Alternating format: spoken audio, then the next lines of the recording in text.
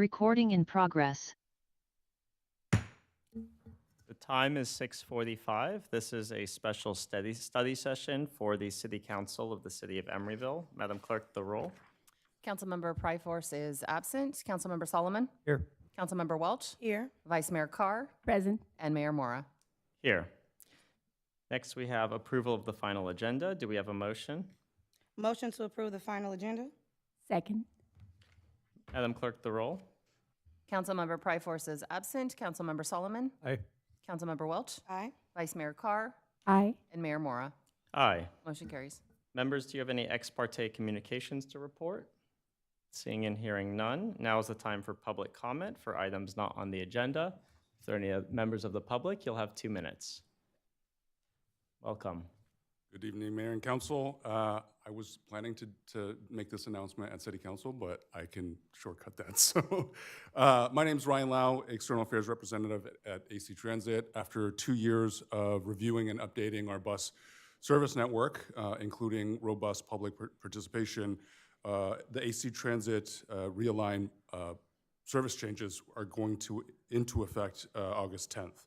A reminder, this is in response to all the changes in commute patterns and the way people travel around the region due to the pandemic. And we were working within a constrained budget due to low revenues and increased costs. We took each decision point and weighed it against the set of guiding principles, which were reliability, equity, and frequency, while ensuring that there's sufficient workforce available to remain reliable, and also ensuring that service to low-income communities and transit-dependent communities remain reliable as well. So now we're launching all of our service-related information on our website, which is kind of our central hub. You'll also have printed information on buses with car cards on the interior and onboard brochures with line-by-line information. You'll also see some advertising at BART stations and ambassadors throughout. So, you know, we do have signage going up at 1,500 bus stops, so it may take a while, so we encourage the public to check our website for the changes that are coming August 10th. And again, actransit.org/realign for any information about Realign. Thank you. Thank you, Ryan. Seeing no other members of the public, we now have item 6.1, our study session on the City Council Guide to Disaster Operations. Welcome. Thank you, council members. We have a good evening so far. We're going to try and get through this. I have a tendency to talk a lot, so I'm going to try and stay focused on the slides so we can get through this and you can get to the regular council meeting. If you do have questions, the guidebook does go into more detail about what we're going to cover today. This is just a brief overview. And of course, if you have any other questions, feel free to talk to me, reach out to me. Also, I need to give credit where credit is due. This presentation and the guidebook was started by Lori Elephant. She did an incredible job on it, so I didn't really have to do a whole lot except update a few very minor things. So I want to make sure that she gets credit. She gets the credit for this. She did an incredible job getting this city ready, and I want to make sure she's recognized for that. All right, next slide. So the City Council has a significant role in the city's response to disasters. The council actions can influence community and city staff. You have critical roles in this, and we're going to go through that in the presentation, and that's what we're here for today. Next slide.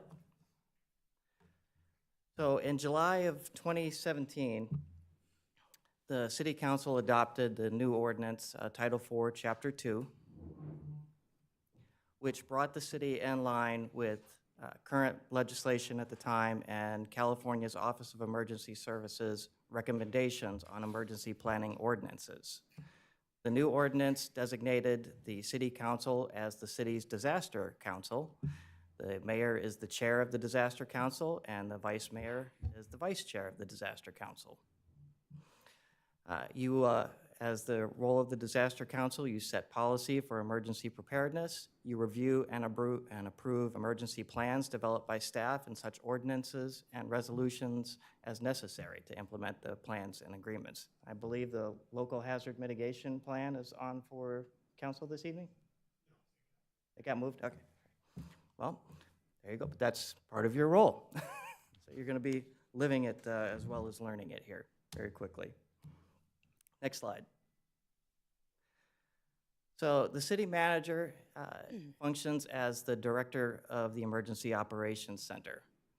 They have the authority to proclaim an existence of a threatened emergency or request the city council to do so. They oversee all aspects of the city's response to operations, and they're authorized to issue and enforce rules, regulations, and/or orders. Very critical role. And I know our current city manager is very attuned to that role and looks forward to it. Look forward to doing some training with her and bringing her expertise to the table. Next slide. So proclamations. This is actually one of the important duties of the city council is to proclaim an emergency or disaster in the city. There are various levels of that these can happen. You would be declaring a local emergency, which is a local threat, which threatens the safety of persons or property by natural or man-made situations. State emergencies, declarations issued by the governor, or presidential declarations for federal emergencies. The governor can request the president declare an emergency for a state, or the president, under their authority, can declare an emergency as well. Next slide. So your role during emergencies. So you're going to ratify a proclamation. In fact, this happened just recently in 2023 with the storms. I found, if you recall, it was January of 2023. We had some pretty severe storms.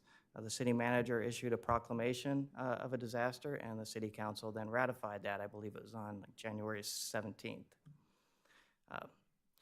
You will pass emergency ordinances or resolutions. An example of that would be, in the case of unrest, perhaps a curfew. You will designate alternates, so that's your standby officers, which I believe all of you just did, to assist with the continuity of government and facilitate that. So that dedicating reliable standby officers is an important role. Next slide. In addition to the legislative duties, one of your main roles will be as a conduit between the city and the public. That means assisting in public outreach efforts, serving as a liaison with community groups, surveying problem sites, visiting shelters, hosting VIPs and government officials, and also serving as a liaison with those county, state, and federal representatives. Next slide. That is one of the critical roles. Government must go on, and your role is to make sure that the continuity of government continues and that we are able to respond, react, and then recover from a disaster. What happens, particularly with the proclamation of a disaster, can impact the financial recovery after a disaster. So it is an important and critical role. Next slide. When you talk about disaster preparedness, there are 5 steps. You have prevention, preparedness, mitigation, response, and recovery. Generally, when you're talking about disaster operations, you're going to be talking about response and recovery. But obviously, your role extends to those first 3 as well. Prevention, preparedness, you help direct staff, and mitigation, which is included in our local hazard mitigation plan. Next slide.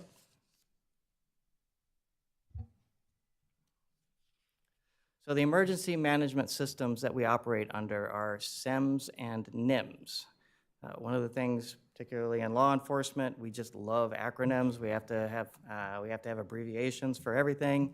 So SEMS is the Standardized Emergency Management System. It was adopted after the Oakland Hills fire, when you had multiple agencies responding and they needed to have a coordinated response with those agencies. NEMS, this is where California leads the way. California did such a good job with SEMS that the federal government adopted it and called it NIMS. They're both based on the Incident Command System, multi-agency coordination, and public information systems. But again, California did lead the way on that. Out of, unfortunately, some tragedies and lessons learned, and it created a system that allows us to respond much more efficiently. Next slide. So level of government and SEMS, you have the field level operations, which is the deployment of emergency response personnel and resources. So that's going to be us. Your men and women in blue, driving the black and whites and driving the red trucks, and also Public Works, who play an extremely important role in response to a disaster. Local government level, the city manages, coordinates overall emergency and recovery activities within the jurisdiction. Operational area level, which is the county. So when the city exceeds its own resources, we will reach out for mutual aid and assistance from the county, and they would be considered the operational level. If the disaster exceeds the county level, you'll see the regional level, and from there you'll see the state. You'll see it expand to the state depending upon the nature and scope of the emergency. Next slide. Response levels, local emergency. So this is one that can be handled within the city. So it's a local, usually in a local manner, a command post at the scene. This would be your typical water main break that causes flooding, or a minor incident that can be handled at our level. Local disaster would be the next one up, where we may have to request resources from the county. And then a major disaster, where all of the resources that we can muster from our neighbors are overwhelmed, and we need to reach for even further afield for additional resources. Next slide. So the City of Emeryville's Emergency Management Organization. This is the organizational chart for what you would see in a typical emergency operations center. There are 5 sections under the Incident Command System. You have management, operations, planning and intelligence, logistics, and finance. Next slide. So the Incident Command System is used to manage emergencies. It can be used for small and large emergencies. This is where I have to give fire credit. They use it, it seems like, on just about every scene. We use it, but we don't generally use it exactly the same as fire until incidents start to expand. It provides a common framework, and it establishes standard response and operational procedures. And normally, when you activate the full Incident Command System, where you have all those sections, that would normally be where you would be activating the Emergency Operations Center. Next slide. Some of the advantages of the Incident Command System that have been developed over the years is, one, it has common terminology. So when you ask for something, some resource in particular, the terminology is the same. So you're not sending an air tanker when you're asking for a water tanker. Management by objective, and this is key. Through each operational period, and particularly if you're activating the Emergency Operations Center, you may have multiple operational periods. One of that you want to manage by objective and goal. ICS offers a manageable span of control. That means that every person that has someone lower than them on that chart has a manageable span of control. Every time you have an operational period, and even within each of those sections, we develop written incident action plans. Those are actually, they have standardized ICS forms for that, but the goal is to have specific objectives that you can reach and meet. Some of the other some of the other parts of the incident command system are chain of command, so everybody knows who they report to. When you're going back to that chart, there's a line that you can follow directly up the chart. The other thing is unity of command, so you report to one person, so that you're not having to worry about who's giving you orders. The other is unified command, and this is where you have multiple jurisdictions that are coming together. You see this a lot with incidents where you have fire and police together, or multiple agencies that are coordinating. Even within that, there'll be one incident commander over that scene, but the multiple agencies will coordinate to develop those objectives and goals. And you also have transfer of command. So there's always going to be somebody in charge, somebody that's directing those objectives. Next slide.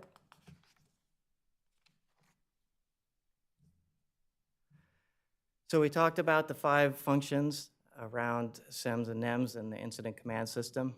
This is an easy way to describe each of the sections. So management are the deciders, operations is the doers, planning and intelligence are the gatherers and the thinkers, logistics are the getters, and finance are the payers. Next slide. I like it when we can simplify. Things need to be simplified. So California's statewide multi-agency coordination system. So when incidents go beyond multiple jurisdictions and multiple operational areas, you'll see the MAC system instituted. It's designed to assist emergency managers with prioritizing allocations of scarce resources. When you see, particularly in a region-wide incident like an earthquake, it's going to be very difficult for each of the agencies to get all of the resources they need, and that's where the multi-agency coordination would come in.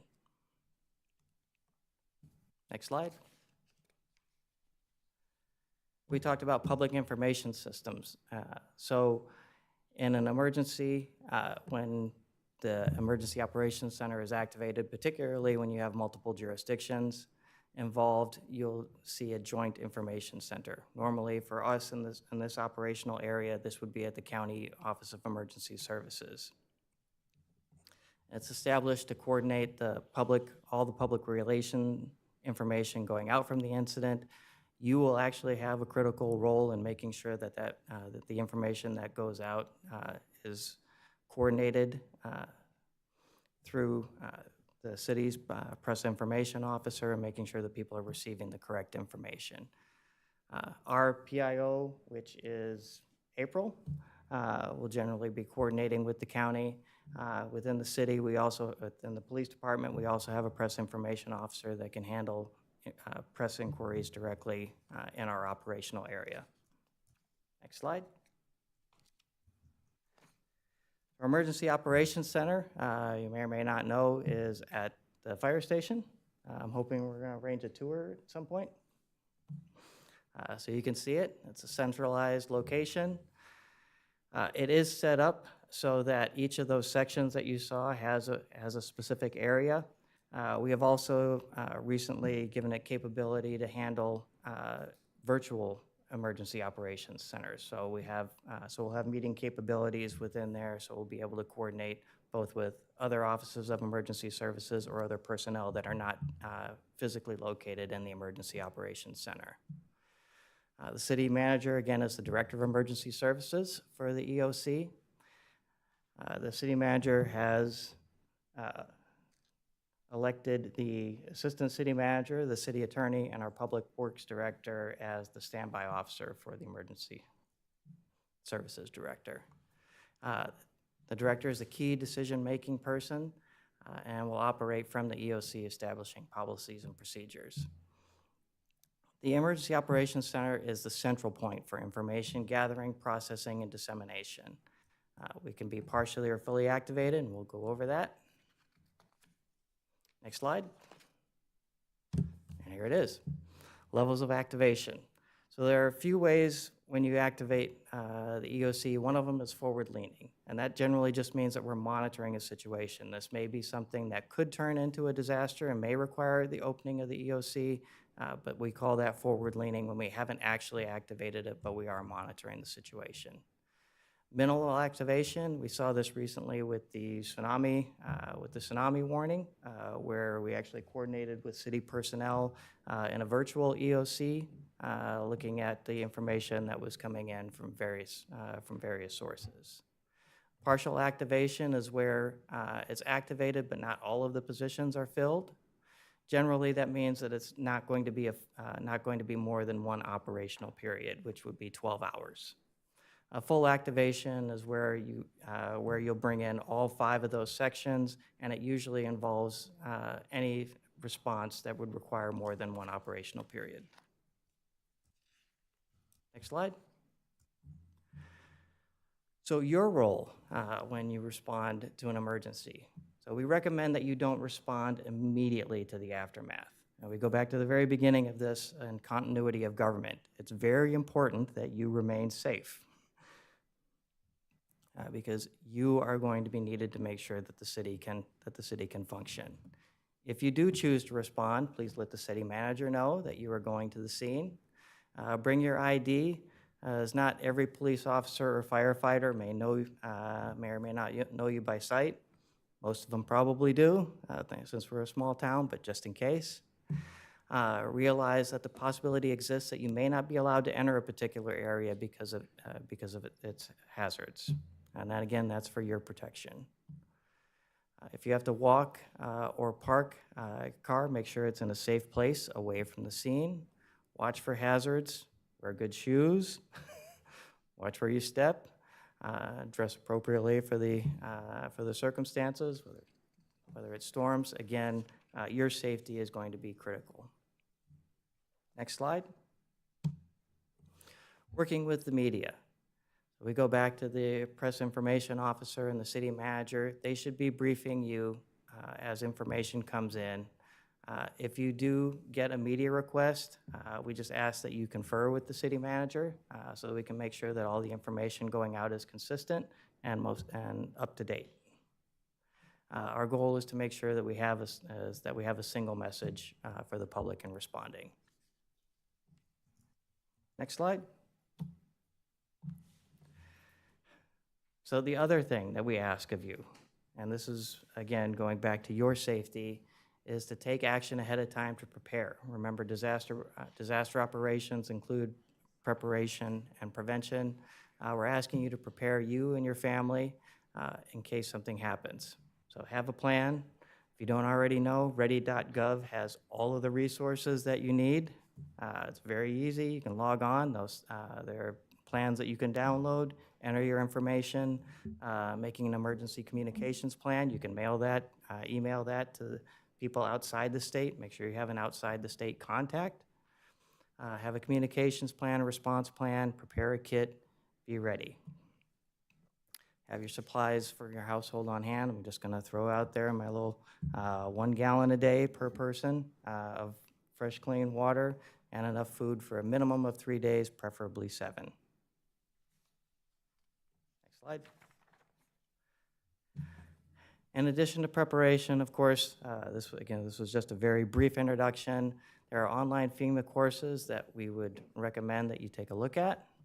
If you need help logging in or with the courses, let me know.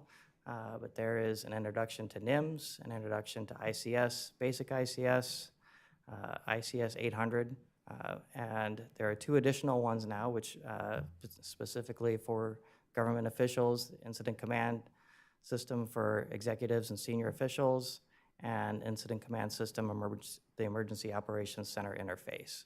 And both of those are available on the FEMA website, and if you have any trouble, just let me know. I think that should be it. Thank you, Fred.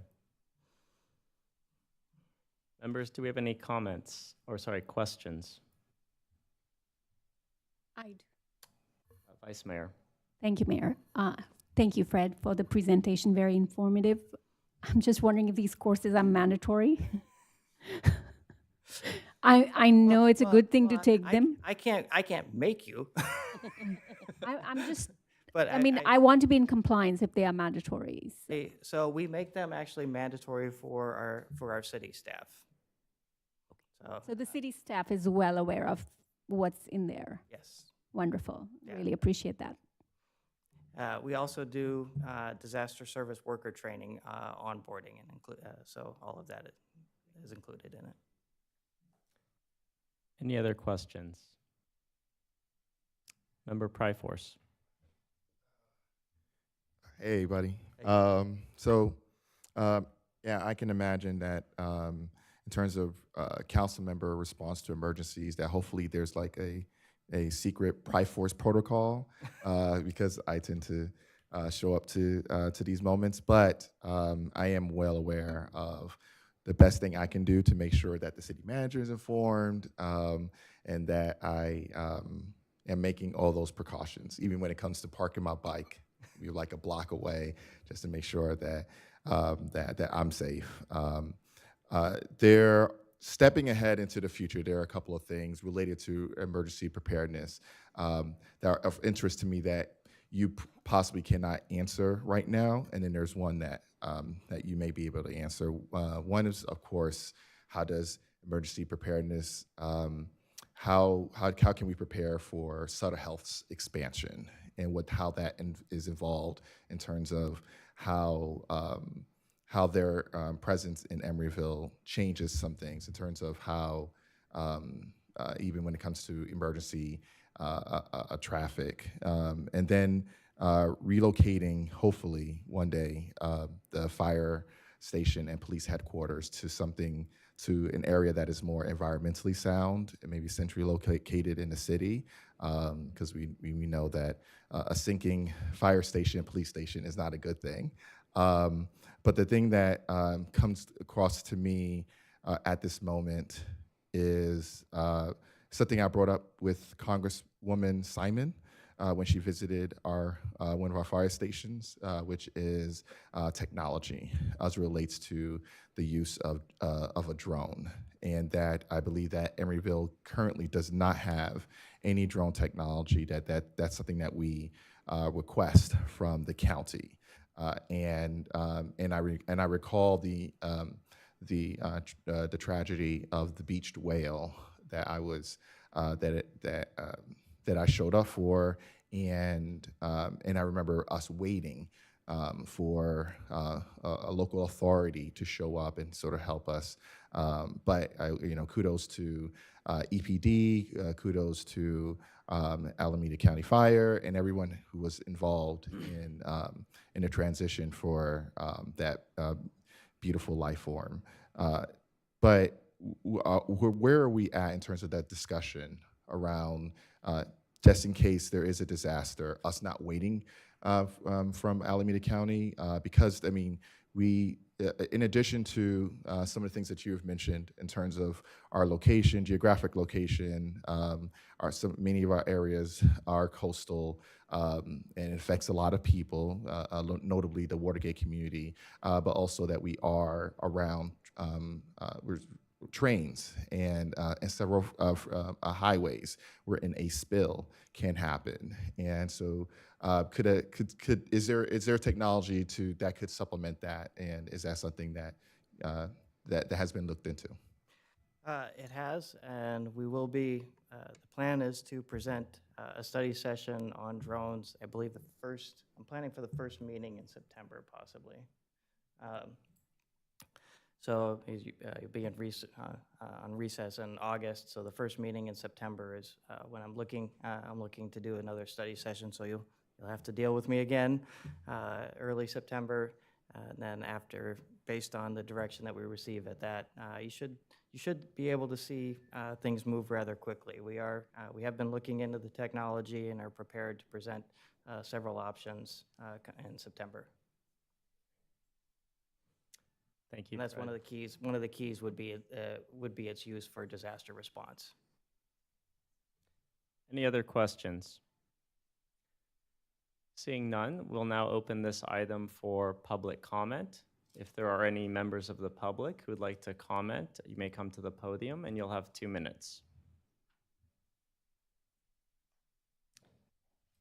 Seeing no members of the public, we'll bring this back to council for discussion. Members, any comments? This is an informational item, sorry. I think Councilmember Pryforce had his hand up before I. Oh, Member Pryforce. Actually, I have another question for Acting Captain Dower. So, what is the relationship between what we're doing in terms of emergency preparedness, or in terms of City Council, and all the work that you all are doing as relates to deploying, training citizen involvement in emergency preparedness, so that local tenant organizations can sort of organize around that. How's that coming along, or is there any? So I'll throw a shout out and an advertisement to Alameda County Fire here, because they do the personal emergency preparedness, which I think they did they did one for the senior center recently. So I will recommend, if you have interest in that, either reaching out to the Alameda County Fire directly, or if you reach out to me, I can help coordinate that. We also have, I'm not sure if it's going to be, I have to talk to the Alameda County Fire person that's in charge of it, but we have another CERT Academy. So we had one that graduated last year. I believe you just recently had passed the resolution so that the new CERT Academy would be labeled as disaster service workers, which is supposed to happen this week, but I'm confirming that they do have enough attendees that they'll be able to run that CERT Academy as well.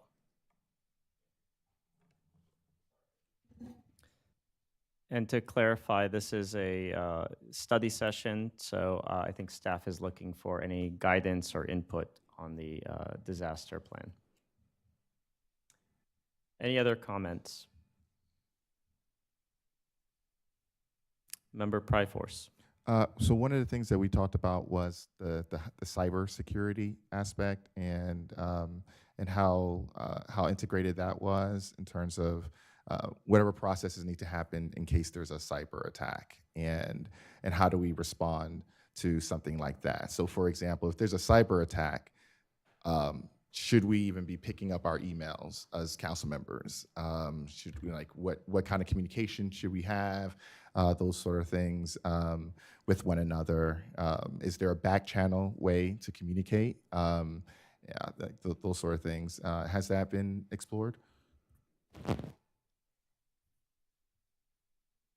I am working with Mike Parente, and also I have a contact at CISA, the cybersecurity infrastructure, on developing a tabletop exercise to go through a tabletop for cyber attack. So we are working on preparing that, and I can tell you that Mike Parente is some of the security measures that we have in place are very good. So I'm looking forward to it. Thank you, Fred. Member Pryforce, go ahead.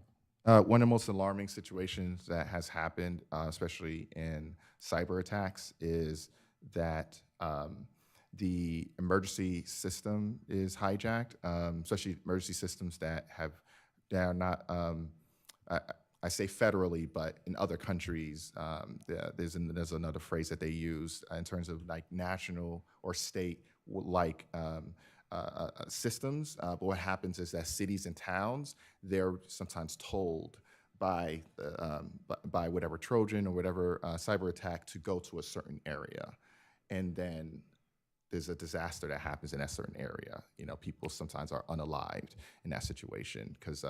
So I think that's the reason why this is a priority.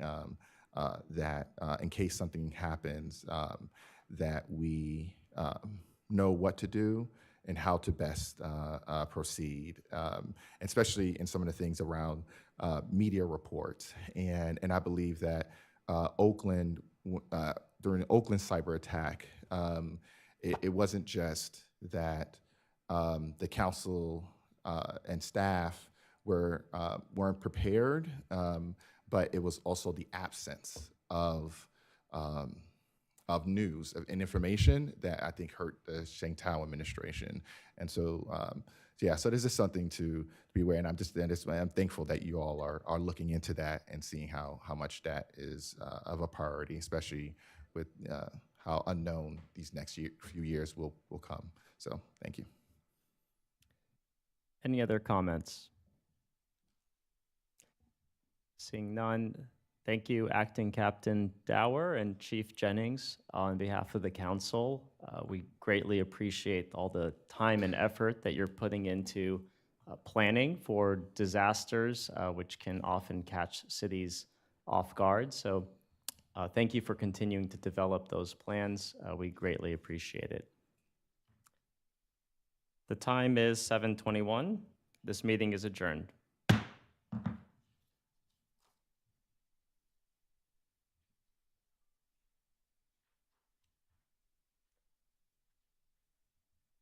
We'll start the next meeting. The time is 7:21. This is a regular meeting of the City of Emeryville as successor agency to the Emeryville Redevelopment Agency. I'd like to note that all members are still seated. I will now take a, do we have a motion to approve the final agenda? Motion to approve the final agenda? Madam Clerk, the roll.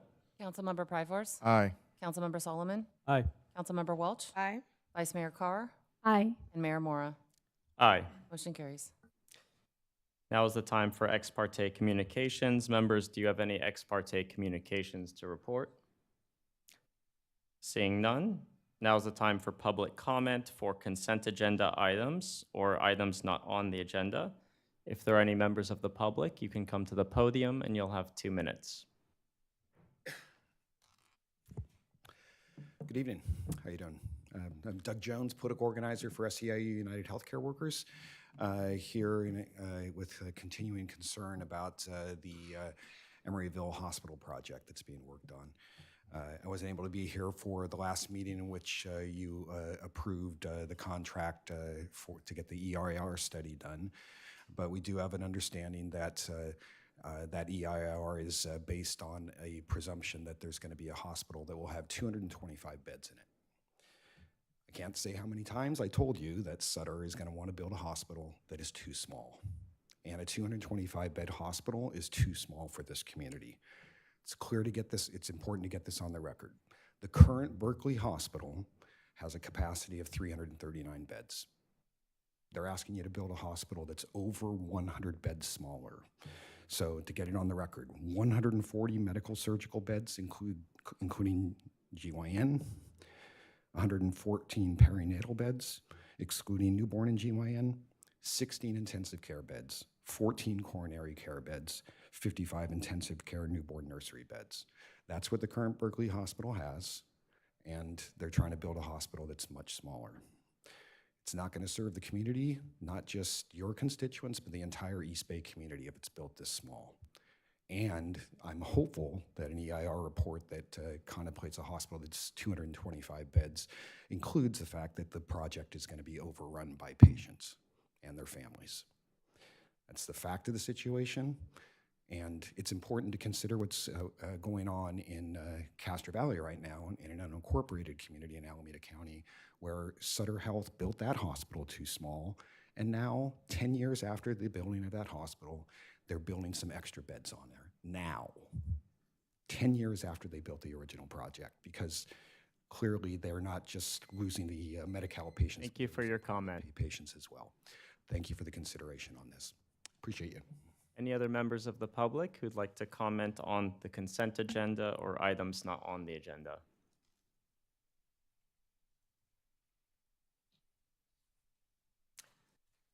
Welcome, you have 2 minutes. Thank you. Thank you for allowing me the opportunity to speak. My name is Deborah Cohen, owner of Rug Depot Outlet on the corner of Hubbard and 40th Street, as well as a couple light industrial warehouse properties in Emeryville. Today you are accepting funding for a project that my neighbors and I have been trying for several years to request modifications to. It's unfortunate to see that our main concerns were not better heard and implemented into city plans during the earlier stages of this project. Nevertheless, I'd like to share them here, hoping there is still room to submit modifications to your funding partners. For a project the size of $30 million and 3 years of construction on a main artery such as 40th Street, plus 4 of its local access streets, I request that you hear our concerns and implement needed modifications to the plan. Each day, as I engage with more stakeholders and neighbors, I find more issues with this project. But tonight I'll focus on the most alarming problems that affect not only my business and that of my neighbors, but the city of Emeryville as a whole. Safety and traffic, redundancy and spend, and cutting off legacy Emeryville businesses. A thorough review of the public incident data shows that 40th Street in Emeryville, aside from the San Pablo intersection, should not be a top candidate for redesign. In 2019, even the BPAC agreed protected bike lanes along 40th ranked number 22 on the list of priorities. The recent bollard installation at the Target side entrance addressed prior valid safety concerns as reflected in the data. One reported bicycle incident there between January 2020 and December 2024, compared to 3 in the previous 5-year span. A majority of accidents on the corridor between 2020 and 2024 actually happened at the San Pablo and 40th Street intersection. Yet the consequence of closing access to Hubbard threatens to shut off access to businesses along Hubbard and therefore Halleck and the business park on. Thank you for your comment. You'll have 2 additional minutes. Thank you. Most ironically being affected, speaking of multimodal, is Motivate, the largest bike-sharing company in the U.S. before the Lyft acquisition. While Lyft acquired Motivate's technology and corporate functions, its bike maintenance and servicing operations remained a standalone business right here in Emeryville. The building, repair, and deployment of the charging stations for the entire Bay Area happen on Hubbard Street. I question how will they receive and deploy charging stations on flatbeds under this 40th Street multimodal plan. But the problems don't stop there. The 40th Street multimodal project threatens to compromise the safety and utility of Park Avenue by unintentionally turning it into a trailer truck route to support the industrial properties such as ours that will be cut off from 40th. Think container loads of rugs to Rug Depot or ceramic to Pottery and Beyond, bicycle charging stations to Motivate, paint trucks to MB Jesse, and countless deliveries to all the industrial and commercial kitchens on Hubbard, Halleck, Haven, Watts, and Holden, making multi-point turns backing onto Park Avenue and then back out again to 40th Street. How dangerous. This not only hurts businesses dependent on large truck deliveries, but it also undermines residential quality of life and safety along Park Avenue with an increase in large 18-wheeler truck activity. The plan even calls for the removal of parking spaces on 40th Street, Park Avenue, and the side streets I mentioned, drawing opposition from local favorites like Rudy's Can't Fail Cafe. To cut off access and reroute delivery trucks to Park Avenue is truly unsafe. What's most puzzling is how the multimodal project directly competes with safe and well-established bike routes in Emeryville, like the 45th Street Bike Route Boulevard and the Emery Greenway. These routes each offer the same destinations as the proposed Phase 1 and Phase 2 bikeway while offering a safer, quieter, and car-free Thank you for your experience. comment. So this council's practice is to allow a single person to yield their time once. If you'd like to come speak, you're free to do so. Are you talking to me? Yes, so one person has yielded their time, but now we have to allow new speakers. Okay. I was told a different set of rules today in an email. I'm sorry, I don't know who told you that. Welcome, you have 2 minutes.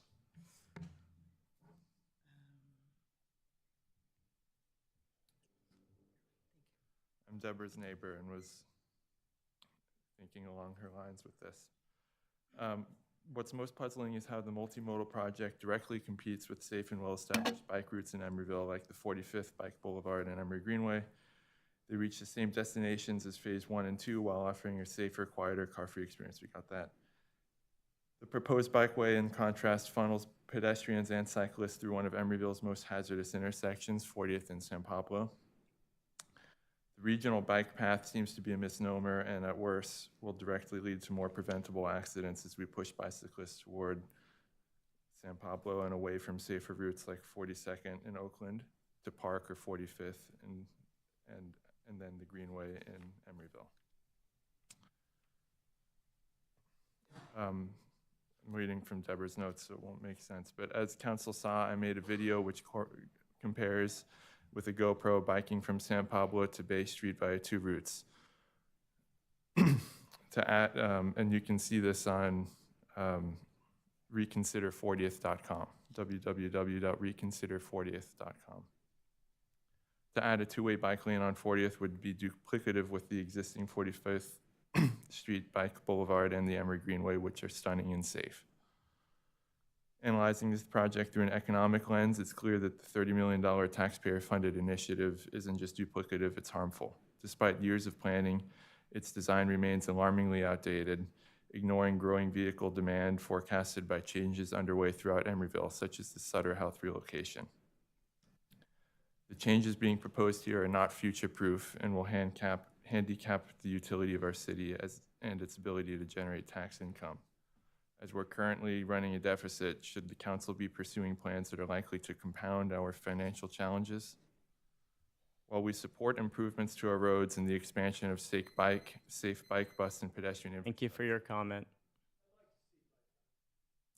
Proceed. You have 2 more minutes. We must recognize that streets like 40th are vital arteries in Emeryville's economic landscape. Trying to retrofit every road to be optimally bike-friendly leads to a zero-sum struggle. On the other hand, thoughtfully planned projects like the Emery Greenway, built alongside the railway and free from car traffic, represent the gold standard, as you will see by our video. They offer true safety benefits and beautify the city without disrupting key infrastructure. Committing $30 million in 3 years of construction to the plan as it stands is not productive and should be reconsidered. Are there still opportunities to modify this project before construction bidding? As it stands, we believe this project will be one that's regretted, both within Emeryville and as well as by California taxpayers. You have the opportunity to fix that, and we sincerely urge you to do so. Please visit reconsider40thstreet.com to better engage with this matter, watch videos of alternative bike paths, and view up-to-date information on project plans and their consequences. Sign up there to show support and join the growing list of concerned businesses and residents of Emeryville. Thank you. Thank you for your comment. If there are any other members of the public, you can come to the podium. Seeing none, we will now move to the consent calendar. Members, do we have a motion on the consent calendar? Mayor Mora, before we proceed, I'd just like the record to reflect that Councilmember Pryforce left the dais at an abundance of caution after consulting with the city attorney and is recusing himself from any discussion regarding item 13.1. Thank you, Mr. Kennedy. We are now at the consent calendar. Members, do we have a motion on the consent calendar? Motion to approve the consent calendar. Second. Madam Clerk, the roll. Councilmember Pryforce is absent. Councilmember Solomon? Aye. Councilmember Welch? Aye. Vice Mayor Carr? Aye. And Mayor Mora. Aye. Motion carries. We have no action items. The time is 7:34. This meeting is adjourned.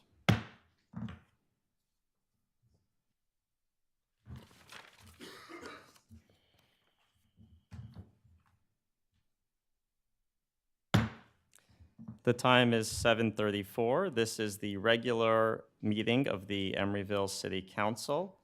Madam Clerk, I'd like to note that all members are currently still seated, and we'll now have do we have a motion to approve the final agenda? Motion to approve the final agenda. Madam Clerk, we have a motion and a second. The roll. Councilmember Pryforce? Aye. Councilmember Solomon? Aye. Councilmember Welch? Aye. Vice Mayor Carr? Aye. And Mayor Mora. Aye. Motion carries. We have no special orders of the day. Do we have any commission or committee vacancies? Yes, Mayor, thank you. Mayor and Council, wanted to let you know we had a resignation from the BPAC and a resignation from the Commission on Aging in the last few weeks. We'll be opening up a recruitment after the summer for those positions and a few other vacant positions. Thank you. Thank you. Next, we have council member special announcements or reports on meeting attendance. Members, do you have anything you'd like to report or announce? Member Pryforce. Members of of Emory Rising, we had a great sort of TV viewing at the courtyards of The Snake on Netflix that featured one of our former colleagues, and so it was quite enjoyable, and it was a great. It opened up great discussions amongst many of the tenants here in Emeryville. So, thanks. Next, we have the city manager's report. Thank you, Mayor. There are no comments this evening. And we have the city attorney's report. Thank you, Mayor. On July 15, 2025, a settlement agreement was executed between Grocery Outlet and the city of Emeryville, resolving a business license tax dispute in the matter of Grocery Outlet, Inc. versus City of Emeryville, Alameda Superior Court case number 24 CV 069470. Under the terms of the settlement, Grocery Outlet will pay the city $771,355.41, comprised of $296,355.41 in back taxes for 2022 through 2025, and $75,000 in attorney's fees. Grocery Outlet also agreed to dismiss its lawsuit seeking a refund of $252,743 for its 2021 business license tax. The city agreed to waive $199,909.05 in penalties and interest. On July 1st, 2025, the City Council authorized the city manager to execute this settlement agreement in closed session by a vote of 3-2, with Mayor Mora and Council Members Welch and Solomon voting in favor, and Vice Mayor Carr and Council Member Pryforce opposed. Thank you. Thank you, Mr. Kennedy. Next, we have ex parte communications. Members, do you have any ex parte communications to report on any items on the agenda? Member Pryforce.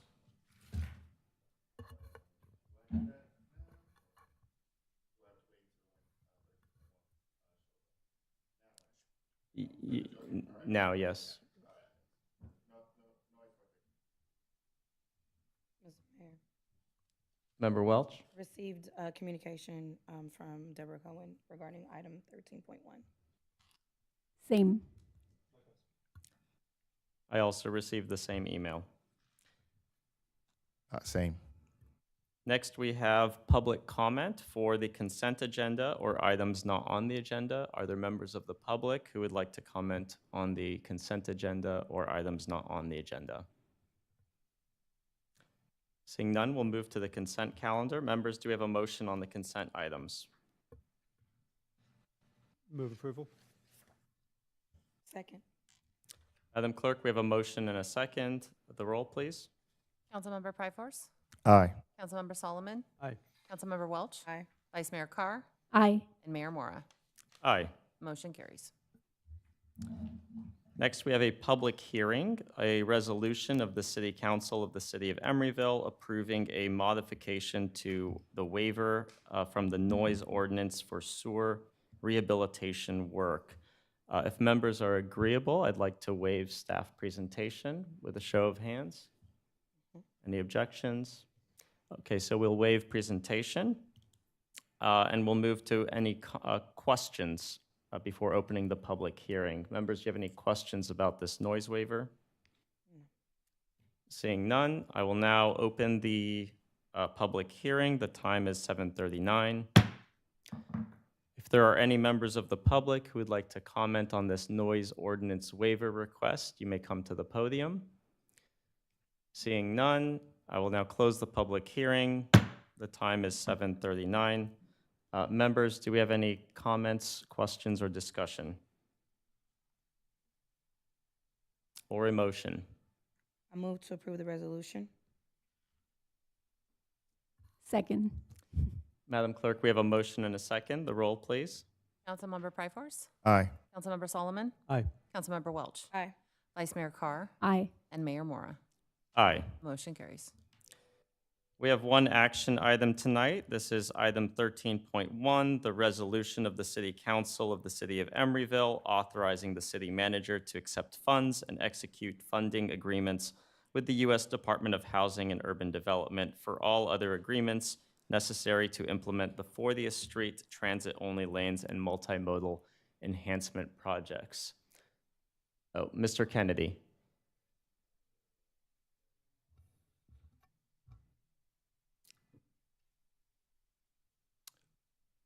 Thank you, Mayor Mora. I'm not sure if Councilmember Pryforce would like to make a statement at this time. Member Pryforce. All right, on cue. Okay. All right. Thanks, staff, for helping me with this.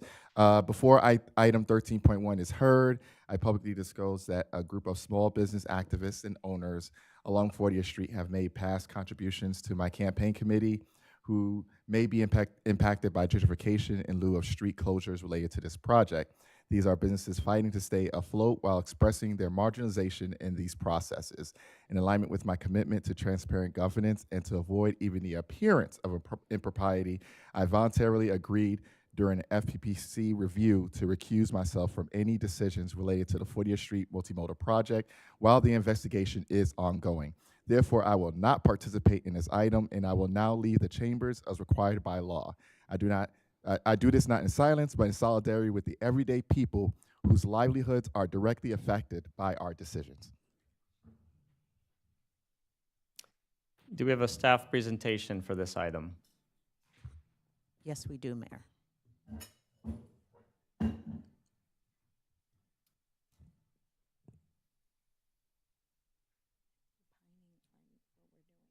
Alrighty. Good evening, Mayor and members of the council and members of the public. My name is Ryan O'Connell. I'm a senior civil engineer in the Public Works Department. We've brought various aspects of this project for your approval at prior meetings, and now on the agenda item tonight, we have here for you a request. We request your authorization for the city manager to accept a significant federal grant that will help us bring this vital project to life. Next slide. So a project of this scale, totaling $32.6 million, it requires a significant and sustained funding effort over many years. I'm incredibly proud to report that our team has successfully secured an astounding $31.9 million in outside grant funding for this project. It's been a monumental team effort involving partnerships at the local, regional, state, and federal levels. The $850,000 federal grant we're discussing tonight represents a critical piece of the puzzle. It helps us close the funding gap for when we get into construction phase next year. Next slide. So this success would simply not be possible without the tireless advocacy of our federal partners. I want to take a moment to acknowledge their critical contributions. The $850,000 grant we are here to accept tonight was secured thanks to the pivotal work of former Congresswoman and now Oakland Mayor Barbara Lee. Her efforts were strongly supported by Senator Alex Padilla and the late Senator Dianne Feinstein, whose legacy of service continues to benefit our community. I'm also thrilled to share that this federal commitment has not stopped. Our current Congresswoman, Latifah Simon, is already championing an additional $500,000 for this project, demonstrating its ongoing regional importance. Finally, I want to give a special acknowledgement to members of Congresswoman Simon's team, Eden Chan and Helser Zavala, who are true partners in progress and are, I think, somewhere here in the audience. So, next slide. Now for the details of the HUD grant. We've been awarded $850,000 through the highly competitive Community Project Funding Program. Being selected really validates the importance of this project in our region. This grant is a major fiscal win for Emeryville for two key reasons. First, it requires no local matching funds. This means every dollar goes directly to the project without impacting our general fund or other planned capital expenses. Second, securing this grant right now is incredibly timely. The federal funding environment is much more challenging than it was. By securing this funding now, we've protected this high priority project from future fiscal uncertainty. It's a testament to the advocacy of our partners and allows us to move forward with confidence. Next slide. So to conclude, staff recommends that the city council adopt the resolution authorizing the city manager to accept the $850,000 in federal funds and execute the grant agreement with HUD. Thank you for your time, and I'm here to answer any questions you may have. Thank you, Ryan. Members, do you have any questions? I have several. Vice Mayor, please go ahead. Thank you. Ryan, thank you. I appreciate the importance of the project as well as the funding that we've been able to secure, and thanks to the team for being able to do that. Having said that, I have several questions and concerns raised by some of the public comments that we've all heard today. First of all, I want to know if there has been any engagement regarding the 40th Street multimodal project since the announcement of Sutter's flagship campus that is going to be established in Emeryville. So on that note, yeah, go ahead. So yes or no? I think one point of clarification, since this agenda item is on discussing accepting the funds related to the project, I'd like to clarify whether we are permitted to discuss the design details of the project. I'm sorry, could you repeat the question, Mayor Mora? So we have a question from the Vice Mayor. Would you repeat the question? I just want to make sure that we are permitted to discuss this item. Okay, the whole premise of this started with the design. That's why I'm asking this question. And that is the reason I need the clarification, even though it is to approve the funding. I understand that. But the question is critical because the premise of it is the design.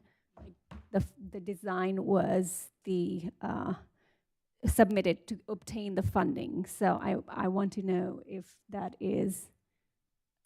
Again, if your question is whether or not that question is within the parameters of the agenda and the item that was posted on the agenda indicates that the action item is to accept and execute funding agreements with the U.S. Department of Housing and Urban Development and for all other agreements necessary to implement the 40th Street transit-only lanes and multimodal project. This is not a public hearing regarding the design elements of the project. This is an action item whether to accept and execute the funding agreements for the HUD grant. Member Welch.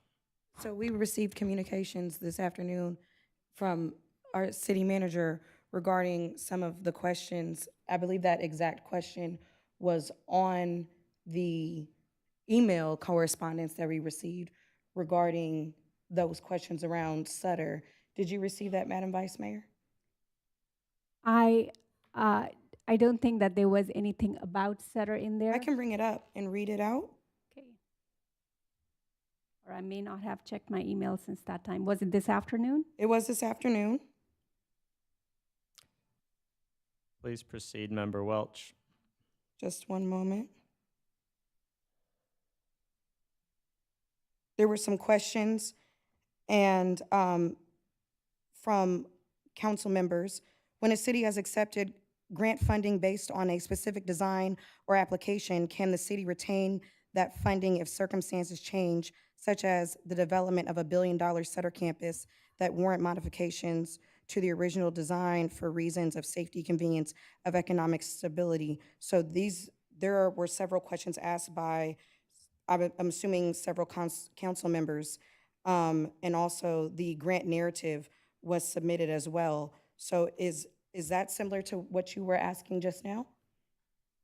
No, I have a question for the staff. The question, I can repeat my question. Sure. That is not the question. Vice Mayor, please proceed. And staff, if you can answer the question, we'd appreciate it. Yeah, has there been any, it's a yes or no, simple yes or no. Has there been any engagement regarding the 40th Street multimodal project since the announcement of Sutter's flagship campus that is going to be established in Emeryville? Yes, but no analysis of the Sutter campus has been included in that. So to answer the first part of your question, yes, we have been engaged in the 40th Street traffic analysis and other items related to the 4th Street project. Who have you engaged with? we are engaged with our consultant team on the design and the environmental process right now at this moment. Have you engaged with the stakeholders since the announcement of that campus? No, we have not. Okay, that was my question, to be specific. Actually, sorry, if I can correct the record, there has been emails with stakeholders such as pop manufacturing since Sutter has been announced. All right, and have there been any updated traffic studies since the announcement of Sutter's flagship campus coming to Emeryville? Mayor, can you give us just a moment? Yes, go ahead. Yeah, Mayor Moore, I would just like to remind the council that the agenda item has to do with the accepting funds and executing funding agreements with the U.S. Department of Housing and Urban Development for the grant funds for the 40th Street transit-only lanes and multimodal enhancement project. It does not have to do, the agenda and the action item that was made available to the public was not a public outreach discussion regarding the project itself. The agenda item had to do with the acceptance of funds and executing the funding agreements. So I'm a little concerned that this discussion is exceeding the bounds of the Brown Act, since a discussion on the planning and outreach for the project is not on the agenda tonight. So on the advice of the city attorney, I would ask if there's any questions pertinent to the accepting the funds. The accepting of the funds is on the grounds of the conceptual design, since the staff report mentions the conceptual design before talking about the funding. So I want to go ahead and ask my next question regarding the conceptual design for the project in 2019, if staff cannot answer this particular project about traffic studies. Could I'd like to give one of the other members a chance to ask a question beforehand, if that's all right, Vice Mayor. Member I Welch? would like to finish my questioning because that would be the most respectful thing to do. And Mayor, if I could offer that we could take these questions from the Vice Mayor and get back to her? Vice Mayor, would you be all right providing questions to staff and they can provide a response to you? They can provide me with this particular response to this question, but the other ones I want to ask while we are here. Please proceed with your additional questions. Okay, we have received several grants for the project since the approval of the conceptual design in 2019, correct? That's correct. Okay. And since the original design was proposed for the grants, there have been updates to it, correct? That's correct. Okay.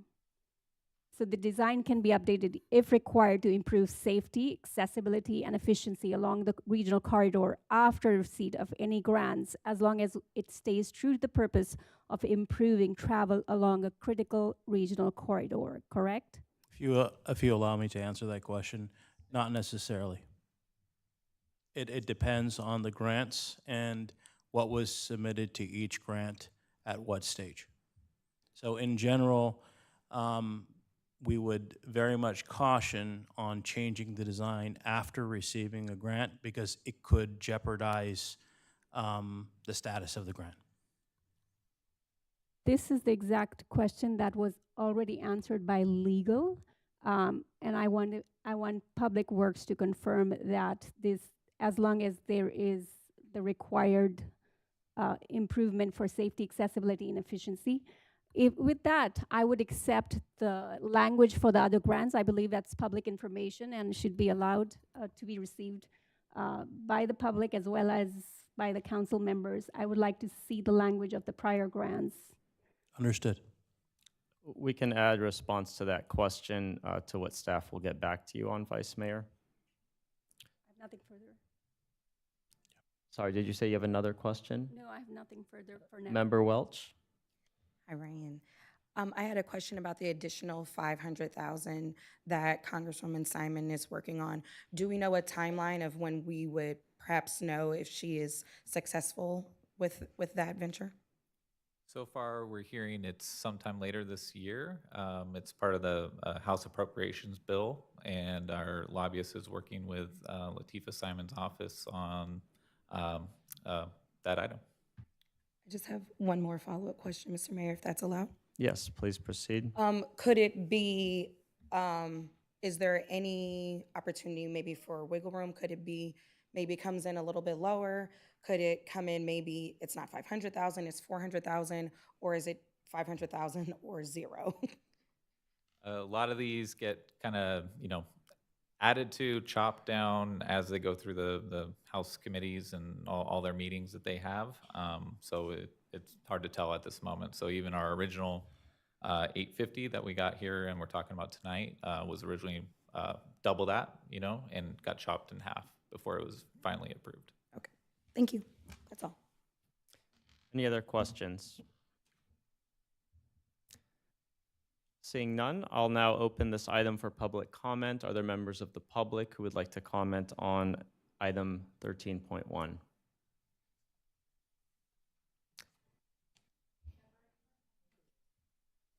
Seeing no members of the public, oh, yes, please, go ahead. You'll have 2 minutes.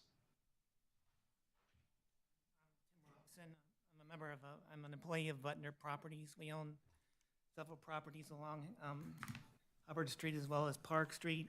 This is, we're not really concerned about the basic project, but we have significant concerns about the proposed street closures, that this will be deleterious to the many businesses along Hubbard. This is simply an issue of access for trucks to deliver goods and for customers to pick them up. You can see that Pottery and Beyond has a very clear access off 40th Street. If you close Hubbard Street, then Pottery and Beyond their viability as a business will decline. The same would be true for Motivate, which as was already mentioned, that they deal with charging stations for electric bikes, that their access would be impaired. And I thank you for meeting with us over the past year with our group on Hubbard Street. But I think the basic issue of access has never really been addressed, of how goods will be delivered by small box trucks up to large 18-wheeler trucks. And I just feel that this is, there hasn't really been enough investigation. I realize there's a safety concern of bicyclists coming down Shell Mountain, but I mean, whether they could yield to a stop sign at Hubbard, that really hasn't been addressed. And I think you might consider other options for Hubbard, such as a partial closure where people could turn in. If they're making a right turn, they're able to see bicycles. When they come out, they could cut that off to remove outgoing traffic for motorists that can't see bicyclists going out. I just feel that we've been behind the 8 ball behind this since it began. We only received a 30-day notice about this, these street closures, and we've been trying to catch up ever since. I just feel that the outreach has been very poor, and I think there are other ways, and I think further investigation is needed. And I congratulate the city on obtaining all these grants. Thank you. Thank you for your comment.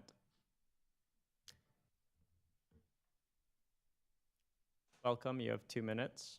Good evening, Council.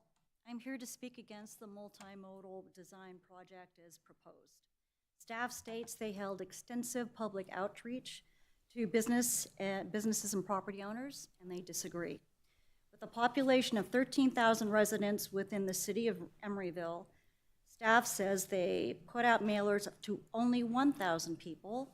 They had a 30-day presentation to 7 in-person meetings, 9 phone calls with residences, and their initial workshop was in 2018, which took a 4-month period.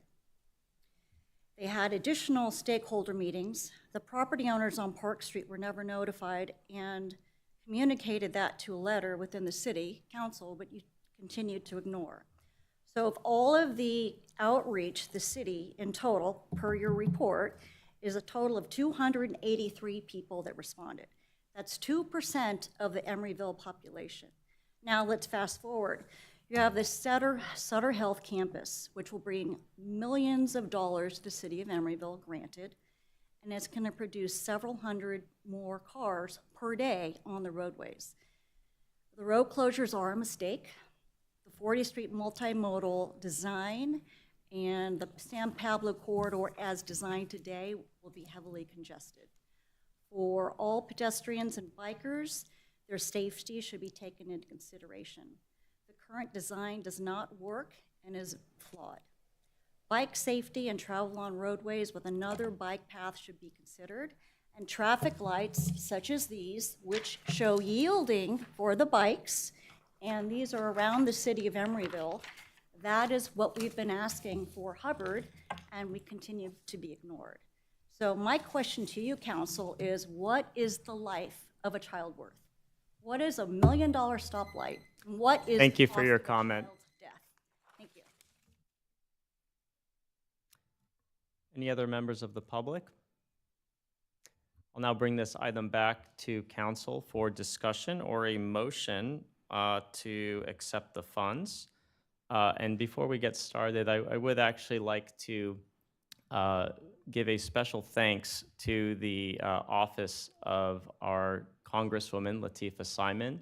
I know we have some staff members here, and I would like to thank you on behalf of the city for working tirelessly on our behalf to advocate for our project and the work that we do to improve transit and multimodal transportation in the city.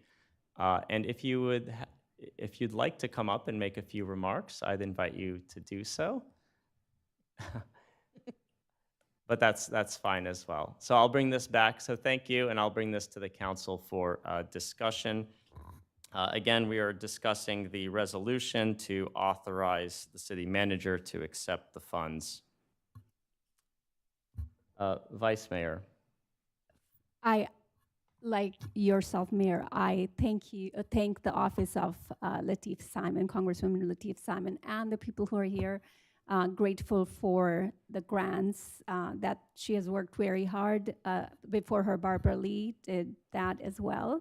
And it's a effort that's the regional, this is a regional corridor. It's a main artery. As you have today heard a lot of these comments, these are our constituents, and I hope that you being here, you've heard these remarks, you will take these back and perhaps go ahead and also advocate for the improvements for accessibility, safety along this corridor, which to me seems to be the absolute minimum, bare minimum we can do for our constituents. So I think, I'm grateful for the grants, grateful that you're here, grateful for the continued efforts to make improvements. I think all of us want that. Even the people here sound to me, the people who've made public comments, it's just not for economic interests for their businesses. It is also a safety issue.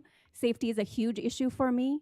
I am the chair of the Public Safety Committee in Emeryville, and I think that all these people, all these stakeholders have to weigh in on this. So this is something I feel strongly about. With that, I will make a motion to, I will make the motion to accept the grant pending any other comments.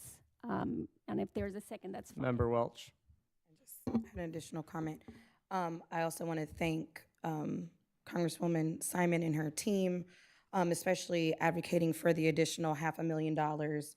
As we know, under the current administration, there has been a challenge to focus on projects like these for safety that are not, projects that aren't car-centric, projects that uplift the vulnerable people who are living in our communities that are using alternative modes of transportation that we know are better for the environment, and move away from the car-centric designs that so many of our American cities are used to.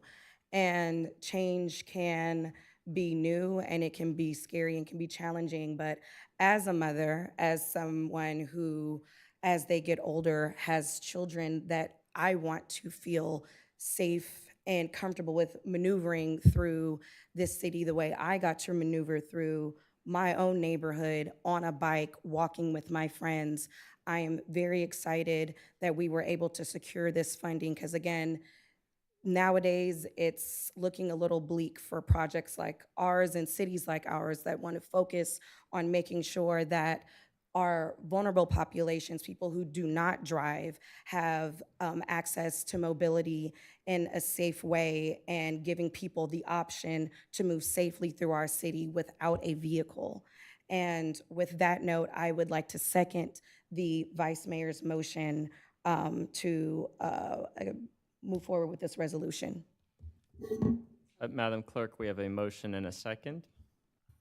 Councilmember Pryforce is recused. Councilmember Solomon? Aye. Councilmember Welch? Aye. Vice Mayor Carr? Aye. And Mayor Mora. Aye. Motion carries. Moving on to department head reports. No report this evening. And next we have future agenda item requests from council members. Do we have any future agenda item requests? I have one. Vice Mayor?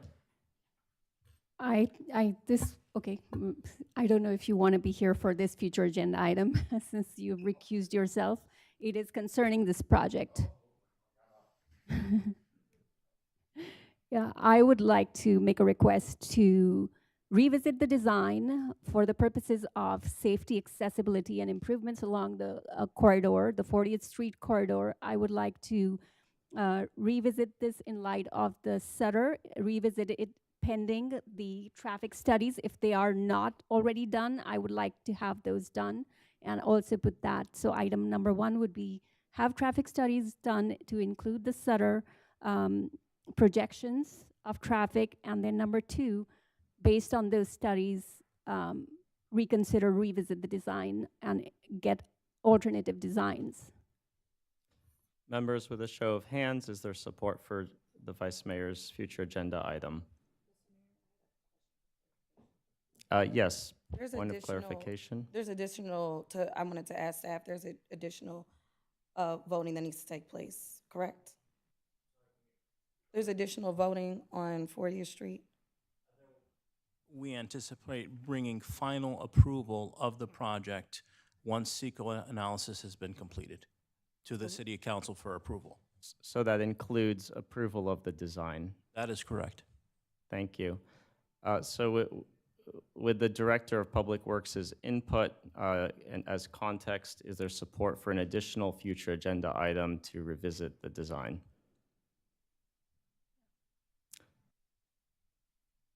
There's no support for the future agenda item. Are there any other future agenda item requests? Member Pryforce.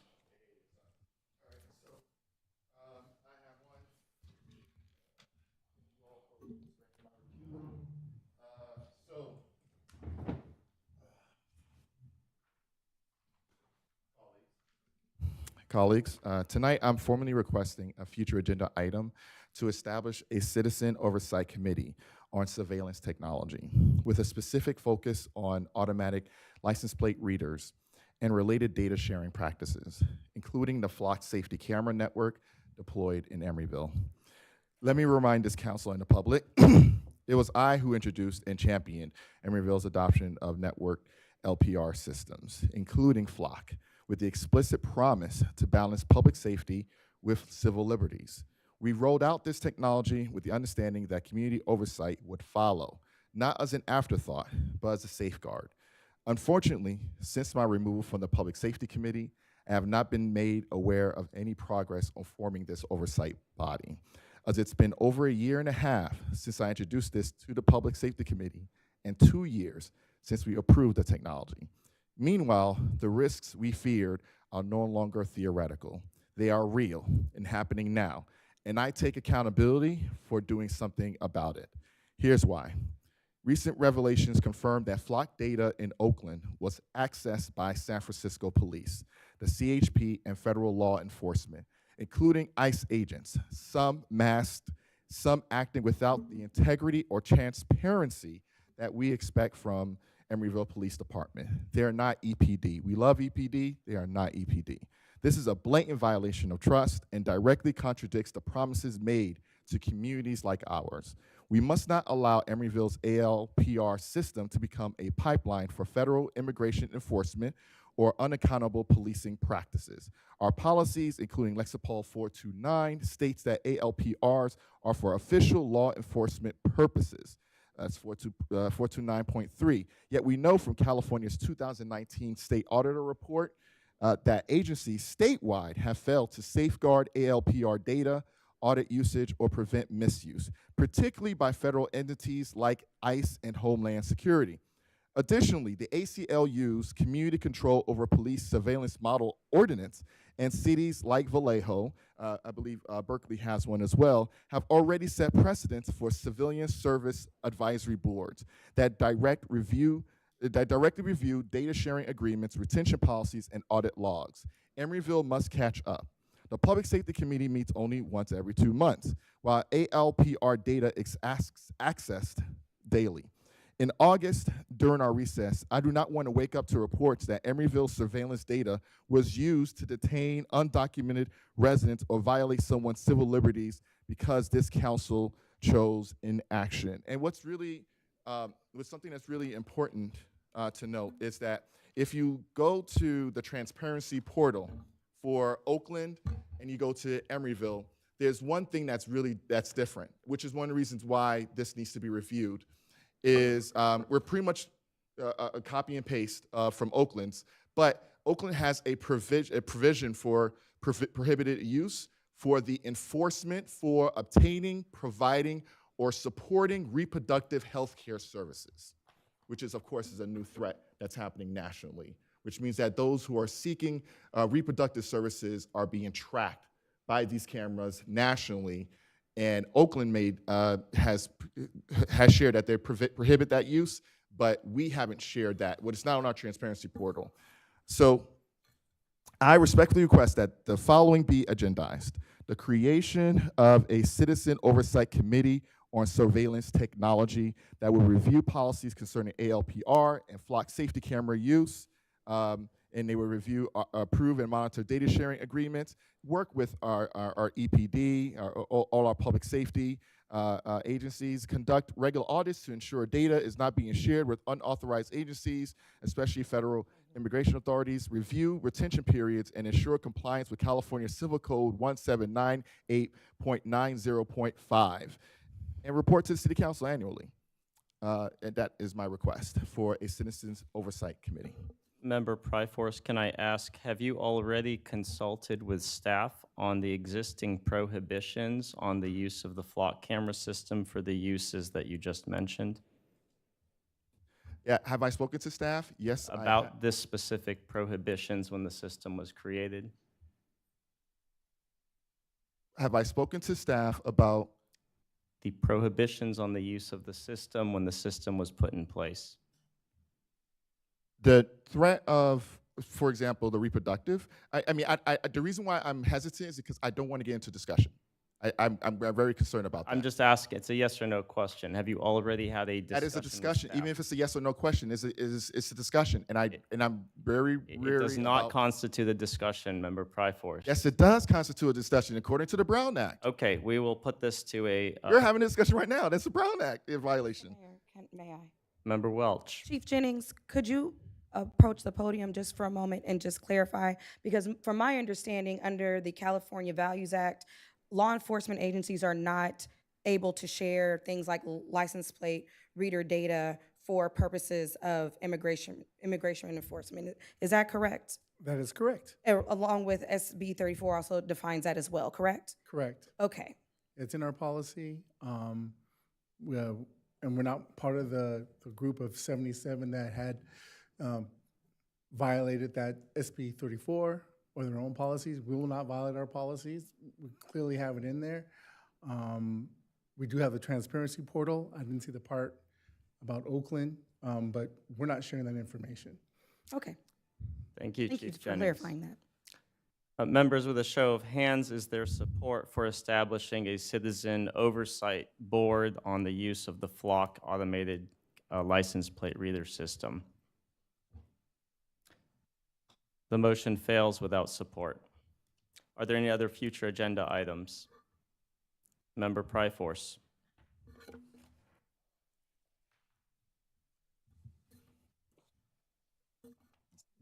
I am requesting that at the that the Emeryville Police Department provide a detailed report to the City Council that reviews and recommends any updates to Emeryville's Police Department's current ALPR policy to align with California State Auditor Report 2019-118 recommendations and current best practices, in addition to how the flock system is being used, policy updates, and ordinance language for a community control over police surveillance framework, which we do not have, with additional provisions that specifically addresses gaps left by neighboring cities such as Oakland and Berkeley.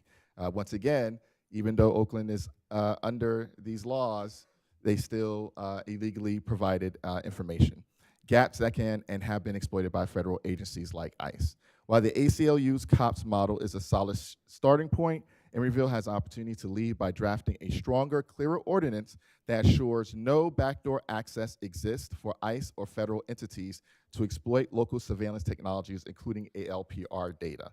The objective is to proactively close policy loopholes that could lead to misuse, overreach, or unintended data sharing with outside agencies without public accountability or council oversight.